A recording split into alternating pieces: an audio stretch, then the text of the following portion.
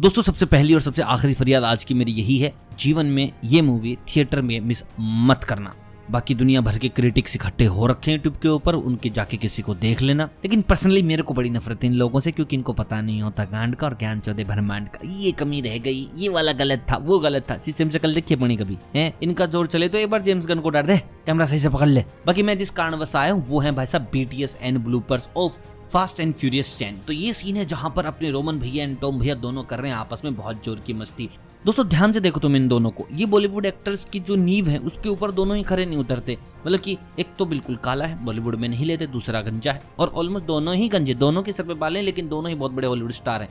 इनकी किस्मत अच्छी थी, यहाँ पैदा हो गए। अगर यहाँ होते तो इनको विलन बना लेते। और जब बचपन में मैंने अपने दोस्तों के मूवी के बारे में बताया था तो ये बताया था कि भाई साहब एक दो काली हैं गंजे मस्त, और एक और गंजा उनका बोस मजेदार है।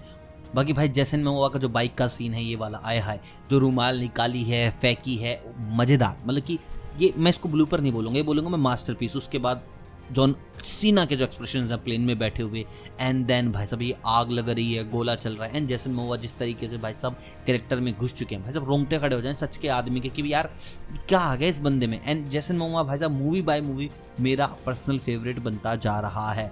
एंड ये आदमी तुम देखना एक टाइम में आके ना एक अलग ही लेवल क्रिएट कर देगा साइको कैरेक्टर्स का।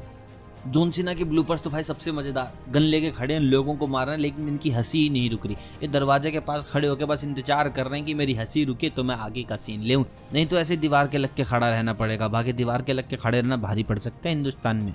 बाकी भाई साहब विन डीजल हर मूवी में वैसे के वैसे लगते हैं जैसे पहले थे, और उनकी माँ जो है भाई साहब ये तो ऑफ कैमरा भी खतरनाक है।